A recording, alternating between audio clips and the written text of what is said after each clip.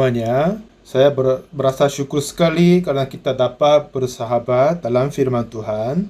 Sebab corona banyak orang berada di dalam banyak kesulitan. Semoga seminar Alkitab ini dapat menjadi pendamaian dan kebahagiaan kepada mereka dan dapat mengalahkan corona juga. Pagi hari ini kita baca Lukas pasal 10. Kita baca Lukas pasal 10 mulai 25. Pada suatu kali berdirilah seorang ahli Taurat untuk mencoba Yesus. Katanya, "Guru, apa yang kau perbuat untuk memperoleh hidup yang kekal?" Jawab Yesus kepadanya, "Apa yang tertulis dalam hukum Taurat? Apa yang kau baca di sana?" Jawab orang itu, "Kasihilah Tuhan Allahmu dengan segenap hatimu dan segenap jiwamu dan segenap kekuatanmu dan segenap akal budimu, dan kasihlah sesamamu manusia seperti dirimu sendiri." Kata Yesus kepadanya, "Jawabmu itu benar, berbuatlah demikian, maka engkau akan hidup." Tetapi untuk membenarkan dirinya, orang itu berkata kepada Yesus, "Dan siapakah sesamaku manusia?" Jawab Yesus, "Adalah seorang yang turun dari Yerusalem ke Yerikho. Ia jatuh ke tangan penyamun-penyamun, yang bukan saja merampoknya habis-habisan, tetapi yang juga memukulnya, dan yang sesudah itu pergi meninggalkan setengah mati. Kebetulan ada seorang imam turun melalui jalan itu. Ia melihat orang itu, tetapi ia melewatinya dari seberang jalan. Demikian juga seorang Lewi datang ke tempat itu. Ketika ia melihat orang itu, ia melewatinya dari seberang jalan. Lalu datang seorang Samaria yang sedang dalam perjalanan ke tempat itu. Dan ketika ia melihat orang itu, tergeraklah hatinya oleh belas kasihan. Ia pergi kepadanya, lalu membalut luka-lukanya. Sesudah ia menyiramnya dengan minyak teranggur. Kemudian ia menaikkan orang itu ke atas keledai tunggangannya sendiri, lalu membawanya ke tempat penginapan dan merawatnya. Keesokan harinya, ia menyerahkan 2 dinar kepada pemilik penginapan itu. Katanya, "Rawatlah dia, dan jika kau belanjakan lebih dari ini, aku akan menggantinya waktu aku kembali." Siapakah di antara ketiga orang ini menurut pendapatmu adalah sesama manusia dari orang yang jatuh ke tangan penyamun itu? Jawab orang itu, "Orang yang telah menunjukkan belas kasihan kepadanya." Kata Yesus kepadanya, "Pergilah, perbuatlah demikian." Sampai 37 kita baca. Kemarin kita berkata tentang hari Sabat. Akhir-akhir ini banyak orang membaca Alkitab dan apa yang arti hari Sabat dan apa artinya kehendak Tuhan masih kurang tahu hal ini. Mereka hanya berusaha menjaga hari-hari Sabat. Dan ini apa mereka melakukan kehidupan rohani sampai sekarang ini. Jadi jika kita hanya membaca satu sisi firman Tuhan saja, susah dipahami seperti yang berkata kemarin. Sebab itu, jika kita mencari pasangan ayat yang dari yang lain, dan jika kita memahami dengannya, bisa kita memahami lebih. Ini kata Tuhan. Nah, seperti yang saya berkata kemarin, Alkitab dalam bahasa Korea jadi 1800 halaman. Tidak sama sekali ada gambarnya. Sudah ada penuh dengan huruf-huruf saja. Jika saya membutuhkan 6 hari dan tidak melakukan yang lain, membaca firman Tuhan, bisa menghabiskan semua Alkitab. Jika saya membaca 10 jam per hari, 6 hari bisa baca semuanya. Pada saat saya membaca Alkitab sekitar 30 kali, ya, saya dapat menggambarkan tentang Alkitab yang sebelumnya masih belum tahu. Dulu, setelah itu, siapa saja yang membaca Alkitab awalnya, orang yang melakukan 10 hukum akan diberkati. Mereka akan berpikir begitu. Tapi di dalam sejarah kemanusiaan, tidak sama sekali yang dibenarkan dan diberkati oleh melakukan 10 hukum dengan sempurna. Sebab itu, kita butuh Yesus Kristus yang mati ganti kita. Untuk kita maju kepada Tuhan, ada 2 caranya. Satu, yang Tuhan mengharapkan adalah kita maju kepada Tuhan memperoleh Yesus Kristus saja. Seluruh Alkitab berkata begitu. Tetapi kita manusia sering berkata dengan pikiran diri, "Ya, saya menjaga hukum Taurat tentang hari Sabat hari ini." Jadi seperti begitu mereka mau maju kepada Tuhan dengan perbuatan diri. Ini apa? Kehidupan rohani kita hampir semuanya. Saya sudah membaca banyak buku rohani yang terkenal dan banyak tokoh-tokoh yang pemimpin Kristen. Tetapi kenapa mereka tidak menyatakan apa yang kata dari kitab suci? Seperti begitu, ya, Yesus Kristus menghapuskan dosa kita. Seperti Yesaya 44 ayat 22 berkata, Aku telah menghapus segala dosa pemberontakanmu seperti kabut diterbangkan angin dan segala dosamu seperti awan yang tertiup. Kembalilah kepadaku sebab aku telah menebus engkau. Nah, jadi untuk kita menerima pengampunan dosa, ini 100% hasil usaha dari Yesus Kristus. Jika seseorang melakukan hukum Taurat dan melakukan yang baik ini dan yang lain, itu tidak akan terjadi olehnya. Jadi, firman Tuhan yang kita baca hari ini di cerita orang jatuh ke tangan penyamun ini, apa yang orang jatuh tangan penyamun ini melakukan untuk dia dapat diselamatkan? Coba kita berpikir itu. Ini apa yang perumpamaan dari Yesus Kristus? Kata Tuhan, ada yang turun Yerusalem ke Yeriko dan jatuh ke tangan penyamun-penyamun. Nah, Yerusalem adalah kota di hutan dan artinya kota yang terbangun di atas hutan dan gunung. Jadi waktu itu pada saat Daud mau mengalahkan kota Yebus, kata orang Yebus adalah apa? Ya, kamu Daud tidak dapat mengalahkan kami. Jadi orang yang cacat dan tidak bisa berjalan pun dan orang buta pun mengalahkan kamu. Karena kota Yebus adalah berada di dalam hutan gunung. Jadi di dalam firman Tuhan ada banyak cerita bagaimana mengalahkan kotanya. Biasanya memang tembok dari kota tidak begitu besar, setinggi 20 meter atas. Tidak mungkin kan? Jadi jika mereka membawa pasir dan meletakkannya, dan sudah bisa meletak sampai 20 meter high, tinggi kan? Dan dengan begitu mengalahkan mereka. Dan mereka hanya membawa pasir dan membuat tangga di sebelahnya. Dan dengan begitu sudah bisa cukup mengalahkan kotanya. Dan kota Yerusalem, saudara, ini dapat dikatakan kota Daud, kota Sion, dan sudah ada di atas puncak gunung. Dan di atas puncaknya ada kotanya. Nah, apa saja yang menaruh pasir dan batu di sana sudah tidak akan di situ. Jadi, mengalahkan kota Yebus itu sudah tidak bisa. Jadi banyak musuh-musuh datang untuk mengalahkan kota Yebus, tapi tidak dapat dikalahkan. Tapi Tuhan setelah Daud menjadi raja atas mereka, Tuhan mempunyai hati untuk membangun kota dan bait suci di atas Yerusalem. Tetapi bagaimana mungkin dia dapat mengalahkan kota yang ada di atas puncak gunung? Pada saat ada yang hujan, pasti akan ada lubang untuk air mengalir. Dan jika kita masuk ke sana, dapat kalahkan mereka. Jadi jika kita masuk ke dalam sana, pasti kami akan mengalahkan kota itu. Nah, jadi itu dapat tertulis di dalam Alkitab juga. Pada saat saya datang ke Israel, pada saat saya maju ke kota Israel dan naik bus, tapi bus itu agak rusak dan tua, jadi berhenti di tengah jalan. Jadi waktu itu sopir memperbaiki seterusnya. Jadi ini bagaimana mereka turun dari Yerusalem ke Yeriko.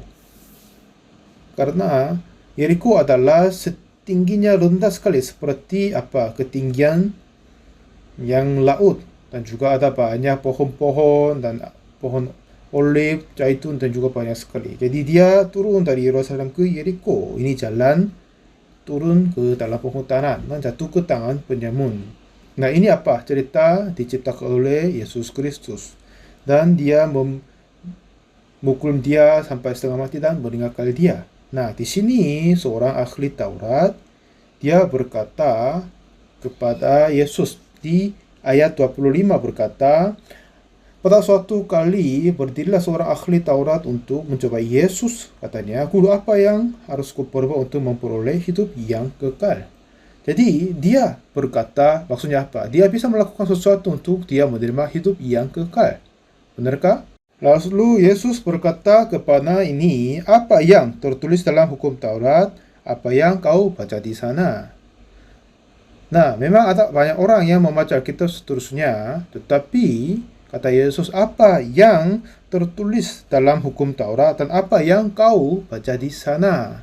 Jadi pertanyaan ini maksudnya kita dapat memahami hukum Taurat dengan sisi ini dan dengan cara yang lain. Itu maksudnya. Jadi apa yang tertulis di dalam kitab Taurat?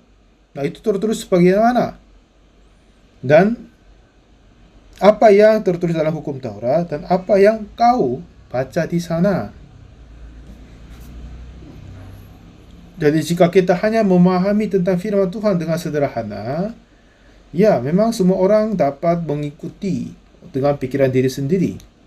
Oleh sebab itu, banyak keberbedaan sudah diciptakan seperti banyak denominasi juga. Di Korea juga, di dalam gereja Presbyterian juga mempunyai 200 denominasi yang sudah berbeda. Mereka sudah mempunyai Alkitab yang sama, tapi kenapa hal ini terjadi? Cara pemahaman mereka sudah berbeda. Jadi untuk kita melakukan kehidupan rohani, kita harus tahu tentang firman Tuhan dengan baik-baik. Dan apa maksud Tuhan? Kita harus memahami dengan baik. Dan banyak orang jarang membaca Alkitab. Saya sudah bertemu banyak hamba-hamba Tuhan. Dan mereka sungguh tidak membaca kitab mendalam.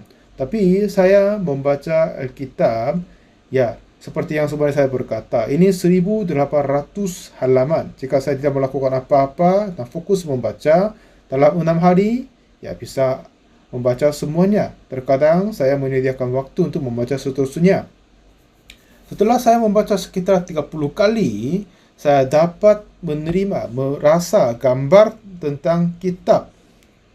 Dan pada saat kita ke Keluaran pasal 19, Tuhan berkata kepada orang Israel, dan ayat pasal 20, Tuhan memberikan 10 hukum kepada mereka. Pada saat di Keluaran, jika mereka melakukan semua hukumku, mereka akan menjadi kebangsaan iman dan bangsamu akan diberkati, katanya. Dan orang-orang Israel berkata, kami akan melaksanakan semuanya. Ya, coba kita cari Alkitab di Keluaran pasal 19. Mulai ayat ke-5 ini berkata, jadi sekarang, jika kamu sungguh-sungguh mendengarkan firman-Ku dan berpegang pada perjanjian-Ku, maka kamu akan menjadi harta kesayangan-Ku sendiri dan antara segala bangsa, sebab Akulah yang mempunyai seluruh bumi. Kamu akan menjadi bagiku kerajaan imam dan bangsa yang kudus. Inilah semuanya firman yang harus kau katakan kepada orang Israel. Lalu datanglah Musa dan memanggil para tua-tua bangsa itu dan membawa ke depan mereka segala firman yang diperintahkan Tuhan kepadanya. Nah, lalu ayat 8 berkata, seluruh bangsa itu menjawab bersama-sama, segala yang difirmankan Tuhan akan kami lakukan. Lalu Musa pun menyampaikan jawab bangsa itu kepada Tuhan. Coba saya tanyakan, di antara semua orang di atas bumi ini, apakah ada satu orang pun bisa melakukan semua segala firman Tuhan, perintah Tuhan? Tidak mungkin. Tapi orang salah memahami bahawa jika saya berusaha sungguh-sungguh akan mungkin terjadi. Tapi kata Tuhan, jika dia mengabaikan satu dari semuanya, semuanya akan dibinasakan. Ulangan 28 juga berkata, jika dia melakukan dan kehendak Tuhan, dia akan diberkati baik dalam di luar, bakulnya dan hambamu, Tuhanmu, tamumu semuanya akan diberkati. Tapi jika tidak melakukan akan dikutuk. Tapi mereka berkata apa? Kami akan melaksanakan. Ini masalahnya mereka. Ada seseorang yang narkotika. Kenapa mereka pakai narkoba? Dan sering mereka berkata, jika dia memutuskan, ya pasti saya tidak akan pakai lagi. Tapi tidak mungkin. Yang pencuri. Apa yang dia berkata? Jika dia takut tangkap, tidak akan mencuri. Dan kehidupan di dalam penjara, betapa sedihnya, sulitnya itu kan. Saya sudah mengajar narapidanya selama 10 tahun di penjara. Dan saya sudah kenal dengan baik-baik. Kenapa? Mereka mencuri karena mereka berpikir dengan cara ini tidak akan tertangkap. Ini apa yang mereka berpikir. Orang yang perempuan yang berzina. Kenapa? Karena keinginan nafsu, karena laki-laki itu adalah tampan sekali, saya ingin tidur bersama dia. Ya, memang keinginan perzinahan dapat terjadi, tetapi jika dia berpikir, jika dia tertangkap, akan dihukum mati. Jika bisa berpikir begitu, dia tidak akan berbuatnya. Tetapi kenapa dia berbuat zina? Jika dia diam-diam dengan main laki-laki, tidak akan tertangkap. Dia percaya pikirannya diri. Jadi kebersamaan kepada narapidana di penjara, mereka adalah hanya berpikir sederhana saja. Dengan cara ini tidak akan tertangkap. Sepertinya begitu. Jika perempuan takut tertangkap, ya dia tidak akan berbuat. Tapi kenapa dia berbuatnya? Pada saat dia mempunyai hawa nafsu keinginan daging itu, ya pikiran yang tidak akan tertangkap. Seperti begitu dia mempercaya dirinya sendiri. Nah, kenapa orang bermain judi? Tidak ada yang mau hilang uang pada judian. Semuanya mau hasilkannya. Tapi di dalam hati mereka, hati yang keinginan menang lebih kuat daripada takut kehilangan. Jadi mereka terasa akan dapat dan menang. Jadi membawa uang sekolah anak dan bermain judi. Karena apa? Jika dia menang, itu menjadi 2 kali lipat. Jadi tidak masalah. Jadi, walaupun istri dirawat rumah sakit dan membawa uang untuk operasi. Ya, jika dia menang, ini menjadi 2 kali lipat, 3 kali lipat. Jadi, enggak apa-apa kiranya. Jadi, dia main judi, tapi jika dia kalah, hilang uangnya, istri tidak dapat operasi dan mati. Tapi, dia tidak bisa berpikir begitu, dan hanya berpikir, aku akan menang. Tapi, hilang dan menangis, dan sudah hilang rumahnya. Tapi kiranya kali ini akan menang, kali ini akan menang. Dengan begitu mereka menjadi pecandu perjudian. Jika dia dapat berpikir, kemungkinan aku sempat hilang, dia tidak akan bermain. Sepertinya begitu, mereka ditipu dirinya sendiri. Jadi dengan uang biaya sekolah anaknya, dengan biaya operasi istrinya pun bisa main judi, karena tidak ada orang yang berpikir dia akan sempat kalah. Dia percaya pikiran diri, perasaan diri yang kemungkinan akan menang. Seperti yang saya menemukan narapidana di penjara. Dan mereka juga berpikir begitu. Saya sudah menulis beberapa buku tentang mind education, yang cara pula berpikir. Pada saat tahun 2007, saya diundang Komunis Pemuda Community di China dan menyampaikan seminar di sana. Dan tahun 2009, bulan Desember, saya datang di Komunis Pemuda di China, dan kepada mereka saya sampaikan kuliah selama 2 hari. Waktu itu, mereka sudah memutuskan bahwa menyerahkan penanggung jawab pengajaran kepada anak muda di sana. Dan tahun berikutnya, tahun 2010, kami sudah berjanji mengadakan acara IIF World Camp di sana, tapi itu tidak berhasil.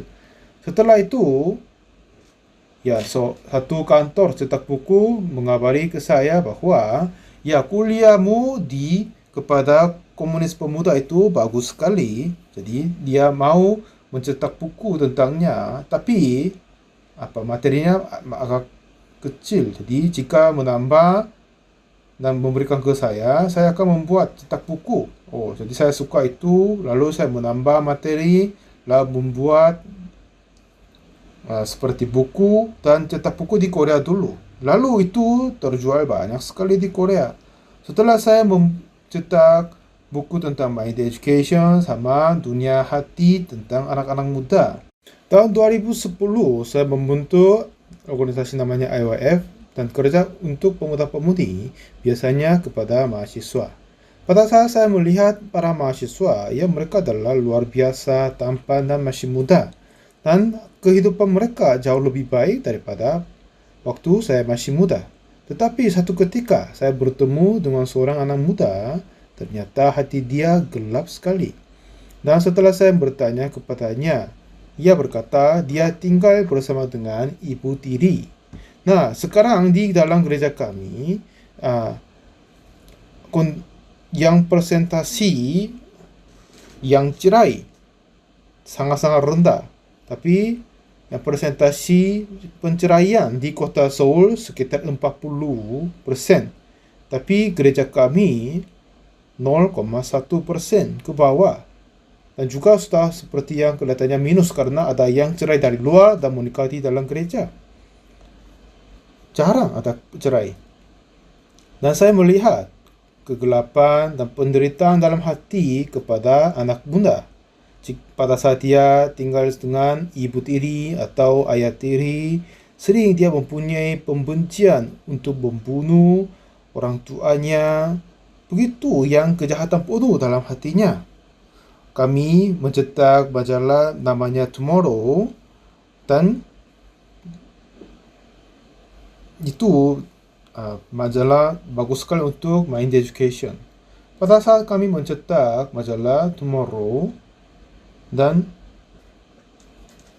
kami terus menulis bahan-bahan yang tulisan biar orang dan mahasiswa-mahasiswi dapat hidup dengan baik-baik.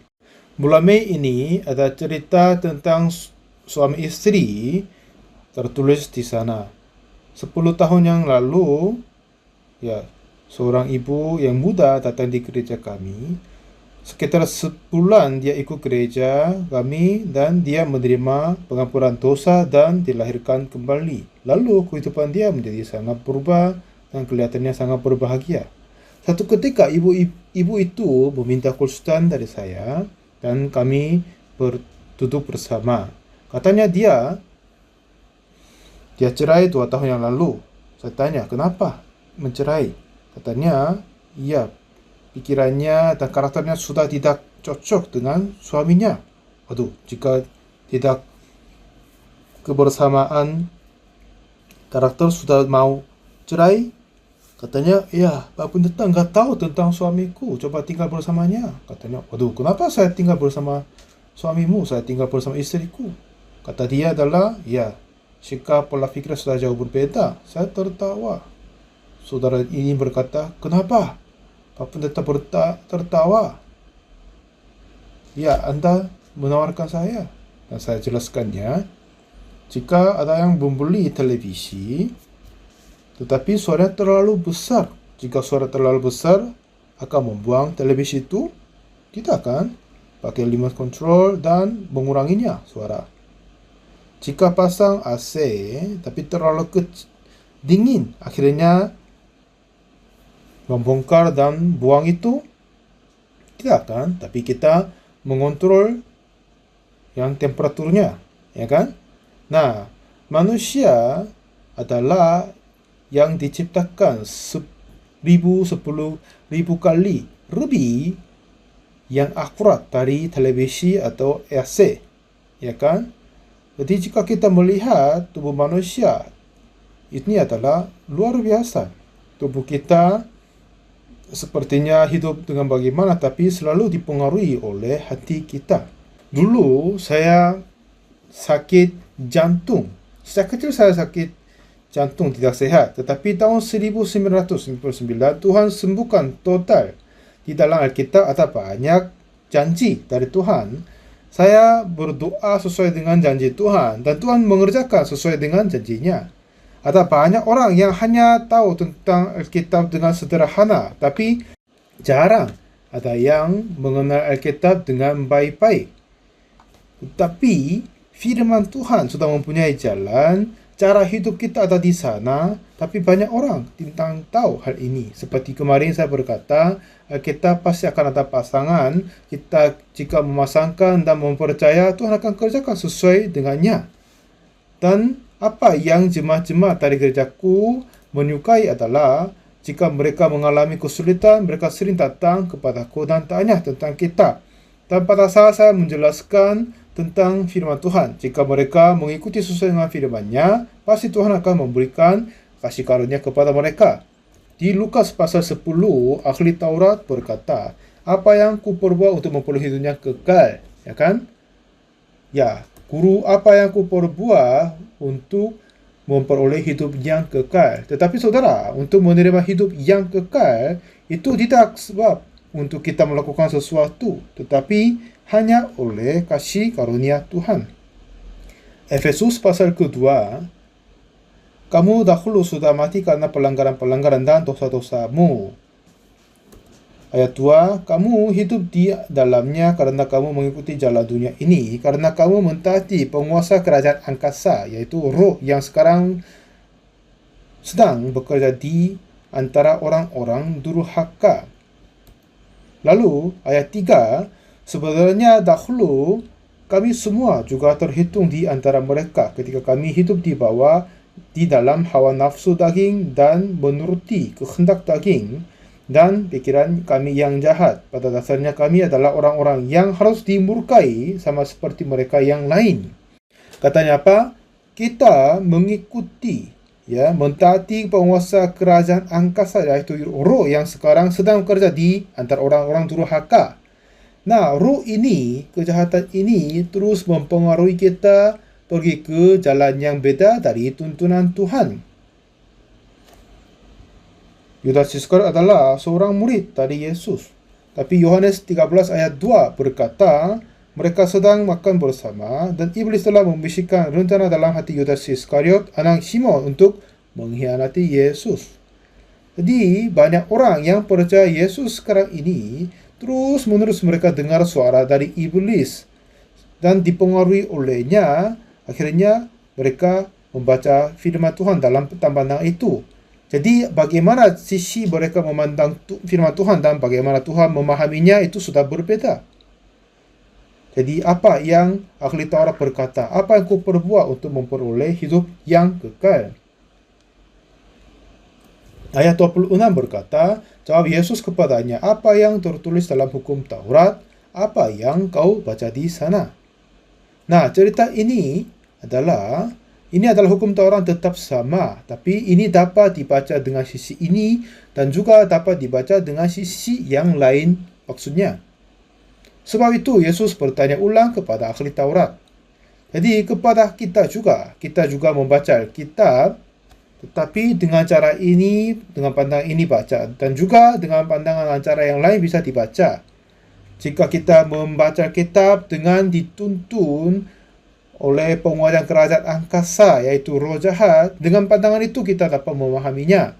Ya, semua jemaat di seluruh dunia, mereka walaupun tidak sempurna tapi berusaha untuk melakukan hukum Taurat yang ada di dalam Alkitab. Mereka sungguh-sungguh berfikir dan berusaha melakukan sesuai dengan hendak Tuhan. Tetapi iblis menipu kita. Menipu, dan terusnya. Coba kita dengarkan. Ya, seorang jatuh ke tangan penyamun. Dia seorang turun Yerusalem ke Yeriko, jatuh ke tangan penyamun. Ini Yesus berkata. Lalu penyamun-penyamun memukulkanlah dia setengah mati, meninggalkan dia. Kata dia setengah mati, apakah dia dapat berjalan? Apakah dia bisa kabur? Tidak. Ya kan? Tidak bisa. Ini adalah kondisi sekarang jatuh tangan penyamun. Ini apa maksudnya? Ini kondisi kehidupan rohani kita manusia. Kita tidak bisa melakukan apa-apa. Amin. Amin. Nah, saya jelaskan melebihinya. Pada saat itu seorang imam datang kepadanya dan melihat orang itu.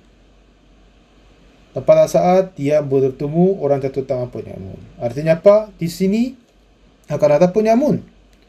Ya, ada yang jatuh tangan penyamun, maksudnya di sini akan ada penyamun. Mungkin saya pun bahaya terjadi begitu. Dia berpikir begitu kan? Jadi, dia adalah seorang imam tapi dia kabur cepat. Ya kan? Benarkah ya? Jadi seorang Samaria dalam perjalanan dia datang ke sana. Ya, siapakah orang Samaria ini? adalah Yesus Kristus. Dia sudah mengorbankan diri datang untuk membantu menyelamatkan dia. Dan apa yang tertulis dalam hukum Taurat, apa yang kau baca di sana? Maksudnya, pada saat kita membaca Alkitab, ada yang bisa berpikir, ya ini bukan yang saya bisa melakukan. Ini apa yang dia tak harus mendapat. Akhirnya Yesus dapat kerja untuk dia. Tapi kepada mereka yang berpikir dia bisa melakukan, dia sendiri berusaha untuk melakukan hukum Taurat dan membenarkan diri. Tidak mungkin mereka dapat menyelamatkan diri. Kalau begitu, kenapa Yesus harus datang?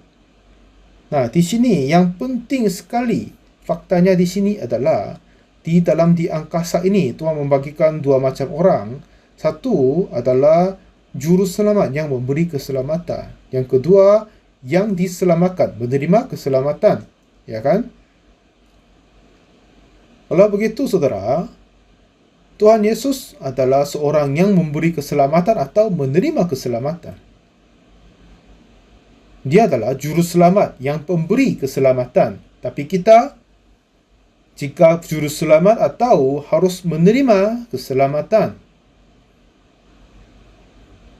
siapa? Coba kita jawabkan. Kita juru selamat, pemberi keselamatan, pemberi keselamatan, tetapi bukan kita harus menerima keselamatan. Ya kan? Banyak hamba-hamba Tuhan di gereja sering mengajar apa? Jadikan seperti orang Samaria yang murah hati. Waduh. Mereka sungguh tidak tahu tentang Alkitab. Bagaimana kita dapat menjadi benar dan membantu menyelamatkan orang yang lain, walaupun aku tidak bisa menyelamatkan dirinya sendiri. Jadi dua cerita ada di sini tentang keselamatan. Keselamatan ini, dia tidak sendiri tidak dapat menyelamatkan diri. Akhirnya juru selamat harus datang. Orang Samaria adalah juru selamat yang pemberi keselamatan. Orang jatuh tangan penyamun adalah, jika seseorang tidak menyelamatkan dia harus mati. Dia adalah yang penerima keselamatan. Jadi saudara, Alkitab telah berkata sangat-sangat akurat. Lalu datang seorang Samaria yang sedang dalam perjalanan ke tempat itu.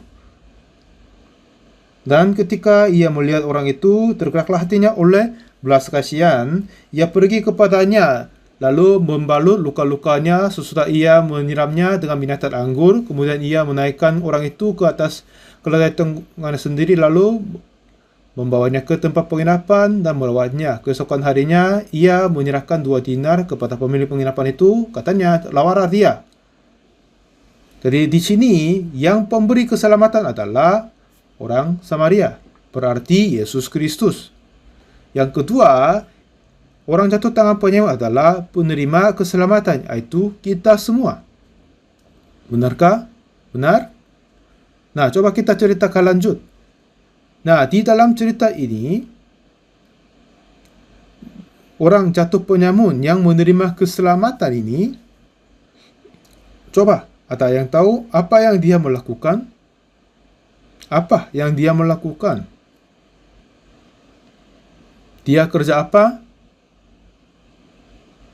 Dia tidak sama sekali melakukan apa-apa. Benar enggak? Benar? Ya, dia tidak sama sekali melakukan apa-apa. Keselamatan ini 100% harus dijadikan oleh Yesus Kristus saja. Jika kita mengikut campur tangan, itu tidak menjadi kesempurnaan, keselamatan yang sempurna. Ini adalah mungkin bantuan. Bisa paham ya? Ya, dia membantu biar saya hidup, aku kerja sendiri dan Tuhan Yesus membantu. Ini tidak menjadi keselamatan sempurna. Inilah bantuan. Jika saya berenang, yang saya sulit, jadi dia membantu sedikit. Apakah itu keselamatan atau pembantuan? Itu bukan keselamatan, tapi pembantuan.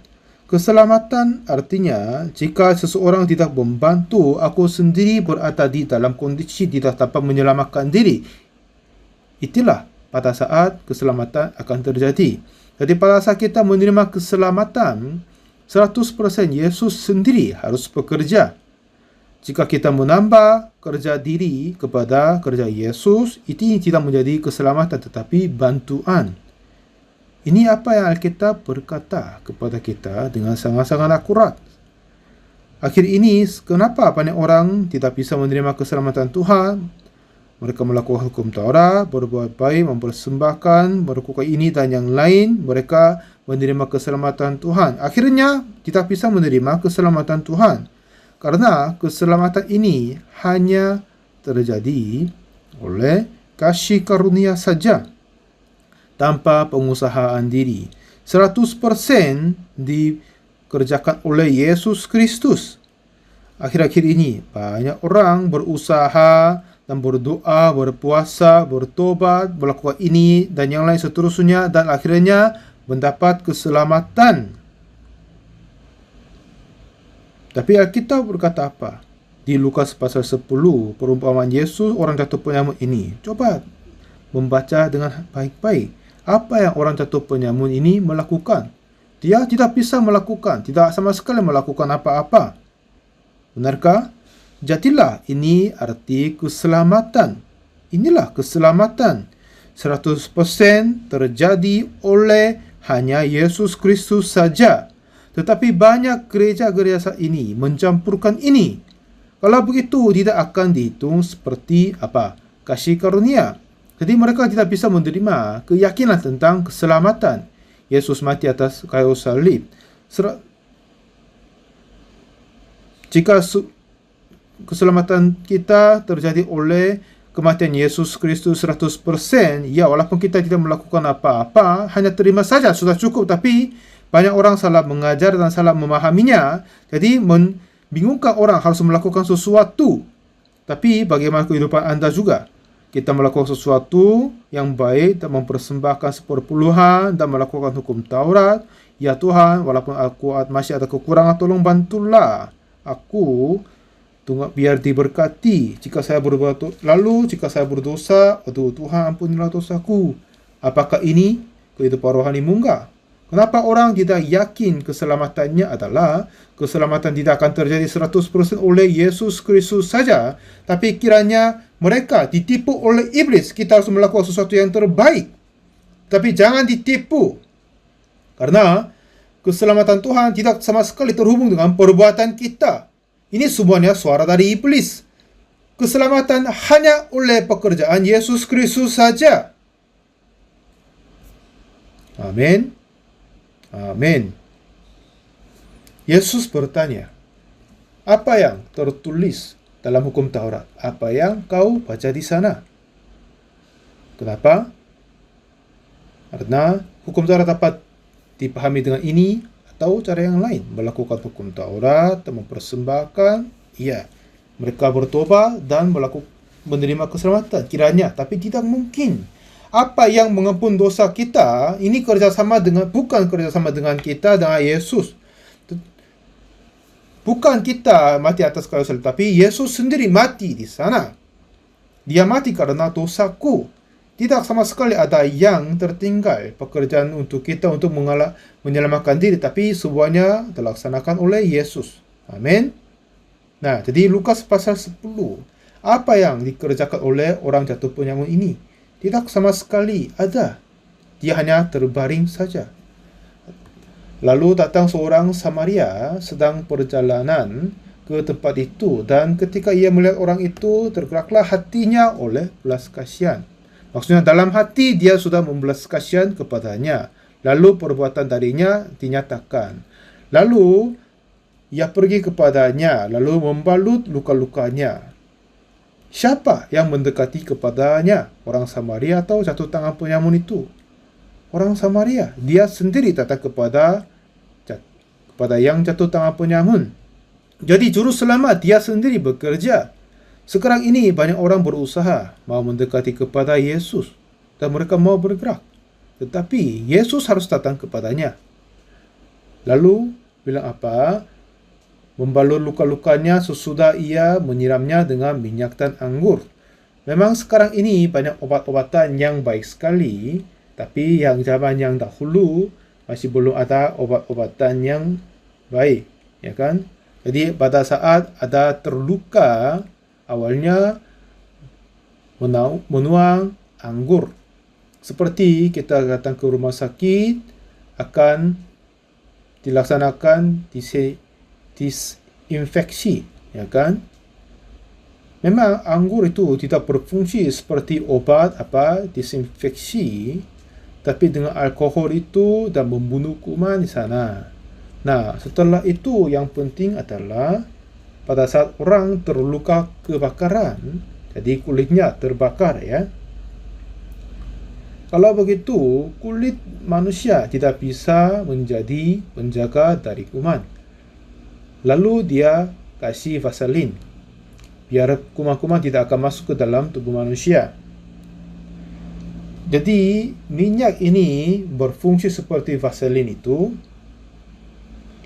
Awalnya disinfeksi dengan alkohol, dengan membunuh kuman, lalu memblokir kuman masuk ke dalam tubuh manusia dan membalut dengan vaselin, dengan olinya.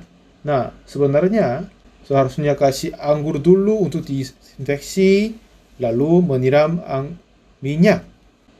Tetapi di sini katanya menyiram dengan minyak dan anggur, ya kan? Nah, ini agak kiranya terbalik. Ini katanya secara rohani. Minyak berarti Roh Kudus, anggur berarti kegembiraan. Pada saat kita menerima Roh Kudus dan memimpin kehidupan kita menjadi kegembiraan kepada yang sudah menerima keselamatan. Lalu membalut luka-lukanya. Jadi, minyak dan anggur. Awalnya sebenarnya anggur dan minyak, tapi secara rohani setelah orang menerima Roh Kudus akan kedatangan kegembiraan juga, karena anggur berarti kegembiraan. Jadi setelah minyak dan anggur terjadi, jadi menerima Roh Kudus dan kegembiraan tetap masuk ke dalam kita, lalu membalut luka-lukanya. Karena biar minyak tidak akan hilang, anggur tidak akan hilang. Dan menaikkan di atas keledai tunggangannya dan membawa ke tempat penginapan dan merawat dia. Nah, jadi seorang Samaria yang murah hati ini, dia bertemu orang jatuh tangan penyamun, dan dia pergi kepada, dari dahulu dia membelas kasihan kepada memandang orang ini, dan hati yang membelas kasihan memimpin tubuh orang Samaria datang kepada dia dan menyelamatkan dia, dan pergi kepadanya dan menyiram dengan minyak dan anggur, dan membalut luka-luka, dan menaikkan di atas keledai tunggangannya, membawa ke tempat penginapan, merawatnya, lalu keesok harinya menyerahkan 2 dinar kepada pemilik penginapan dan suruh dia, rawatlah dia. Kalau kau belanja lebih, aku akan menggantinya. Jadi, 10 hal ini semuanya dilaksanakan oleh orang Samaria dan menyelamatkan orang jatuh tangan penyamun. Nah, di antara semua pekerjaan-pekerjaan ini, ada apa yang dikerjakan oleh orang jatuh tangan penyamun? Tidak sama sekali ada. Semua segalanya dilaksanakan oleh orang Samaria. Jika kita mengikut campur pekerjaan keselamatan Tuhan, makin kita menghancurkannya. Semakin banyak kita mengikut campur, tangan kita akan menghancurkan. Hanya Yesus sajalah yang harus mengerjakan.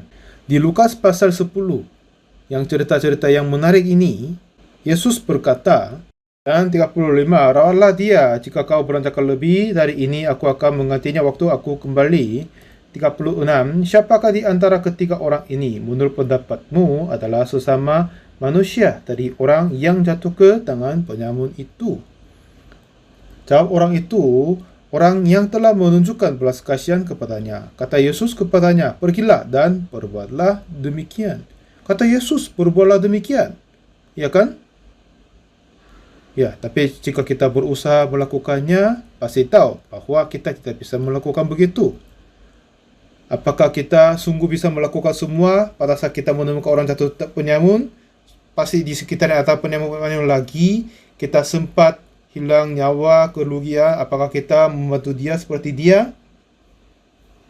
Nah, seperti segenap hatimu, ya itu tidak mungkin terjadi. Hanya Yesus sajalah yang bisa melakukan. Tapi kita bisa melakukan sedikit, tapi tidak sepenuh seperti Yesus Kristus.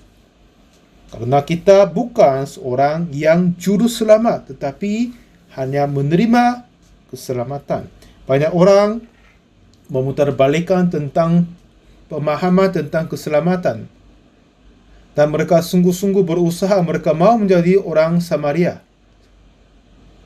Dan Roma, apa yang Paulus berkata, di dalam aku tidak ada yang baik, diam di dalam aku. Dan Tuhan berkata juga, Kejadian pasal 6. Dan berkata, ketika dilihat Tuhan bahwa kejahatan manusia besar di bumi dan bahwa segala kecenderungan hatinya selalu membuahkan kejahatan semata-mata. Jadi, pandangan Tuhan bagi kita adalah selama-lamanya selalu membuahkan kejahatan. Semua kecenderungan dengan hatinya selalu membuahkan kejahatan. Memang kita tidak berfikir seperti Tuhan berfikir, memang ada yang jahat, tapi ada sebagian yang baik. Ini kiranya kita. Satu ketika saya memberi khotbah pada saya melayani di kota Daegu, ada yang saudari yang membisnis apotik. Setelah dia dengar khotbahku, dan lalu dia tanya kepada saya. Karena daerah Padang itu adalah daerah ujung-ujung di kotanya. Jadi orang-orang yang miskin biasanya tinggal di sana. Katanya di sana ada orang-orang yang sakit, seharusnya meminum obat secara rutin. Jadi mereka biasanya sekali sebulan, 2 kali sebulan harus datang dan beli obat. Tetapi terkadang mereka tidak mau datang apotik dan beli obat lagi. Jadi saudari ini kaget dan telepon kepada orangnya. Coba datang di apotik. Dan apakah Anda punya obat? Tanyakan, nggak ada bu. Dan kenapa tidak mau beli? Katanya tidak punya uang. Tapi kamu harus minum obat. Jika tidak, itu bahaya. Katanya aku tidak punya uang. Bagaimana caranya? Jadi saudari kasih obat dulu. Jika ada uang, nanti gantinya. Kalau begitu, sekitar 20-30% orang ganti uangnya. Tapi kata dia, saya sudah memberi obat gratis kepadanya. Apakah ini hal-hal yang baik? Bukan, Pak Pendeta, dia tanya. Saya berkata, ini yang benar, yang bagus. Tapi, tidak kebenaran sesungguhnya. Kepadanya, saya harus menjelaskan. Seperti dulu saya pernah ke Amerika untuk seminar. Ada yang seorang ibu yang hadir memberi kalung emas yang banyak. Tapi saya meninggalkan dan tidak bawa pulang ke Korea. Karena jika saya membawa itu ke Korea, pasti dikena bea cukai. Setelah saya tiba di bandara, yang tukang bea cukai berkata, apakah Papa ada yang lapor? Ya tidak ada. Tapi dia mau memeriksa tasku dan menemukan kalung emas yang banyak sana. Jadi saya merasa kaget sekali. Dan kemungkinan ada seorang yang melihat kalung yang saya meninggalkan dan masukkan kembali dalam tasku. Tetapi saya berpikir bahwa orang-orang Amerika jarang pakai kalung emas murni. Tapi orang Korea sukanya. Tapi seperti Korea yang negara yang aman, biasanya pakai kalung emas yang murni. Tapi Amerika bahaya, jadi tidak akan pakai yang murni. Jadi ini pasti yang saduran. Dan saya berkata kepadanya, ini bukannya emas murni, tetapi ini adalah saduran. Katanya tukang BA, saya tidak bisa membagikan. Saya meminta membawa satu pisau dan biar dia menggilingnya. Yang seorang BA berkata, apakah boleh membiling? Ya boleh, nggak apa-apa, silakan. Jadi dia menggiling di kalung itu, di luarnya kelihatannya emas, tapi di dalamnya ada besi yang lain. Jadi ini apa? Kalung yang sadur emas. Jadi dengan cerita ini saya ceritakan kepada saudari yang apotik itu, seperti kalung emas yang murni, bagaimana kita mengukir dan memotong di tengahnya, semuanya seharusnya emas. Tetapi jika ada sesuatu yang besi lain ditemukan, ini adalah saduran. Jadi memang saudari juga berbuat sesuatu baik, tetapi di dalam hatimu juga ada kejahatan. Jika kamu benar sejati, selalu benar. Tapi kita bisa melakukan yang baik untuk sederhana yang kelihatannya, tetapi di tengah hati kita ada kejahatan, tidak selalu benar. Jadi jangan mengangkat kebenaranmu sendiri. Saya berkata kepadanya begitu. Jadi bagaimana orang jatuh tangan penyawun dapat diselamatkan? dia tidak melakukan apa-apa, tapi orang Samaria melakukan semuanya. Artinya Yesus sendiri melakukan semuanya.